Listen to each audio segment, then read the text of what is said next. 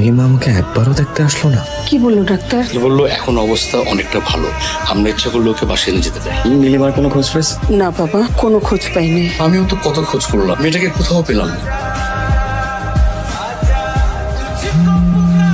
Hello, আরে rummy সাহেব, আচ্ছা আমরা আজকে আরেকটা প্রতারক চক্রকে আটক করেছি। রামি সাহেব দেখেন তো, এরা কি আপনার 20 লক্ষ টাকা হাতিয়ে নিয়েছে? না না, আমি চিনি না এদেরকে।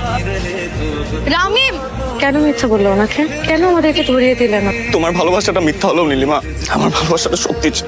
আজকে তোমার জন্য আমার মা শয্যাশায়ী। উনি কোনোভাবেই মেনে নিতে পারতেছে না যে ওনার সাথে এত বড় একটা প্রতারণা হয়েছে। এসব বলে তোমাকে কি লাভ? প্রেম একবারই আসছিল জীবন, হয়তো আর কোনোদিন আসবো। আমাকে একটা সত্যি কথা বলবা, আমার নামটা কি আসলে?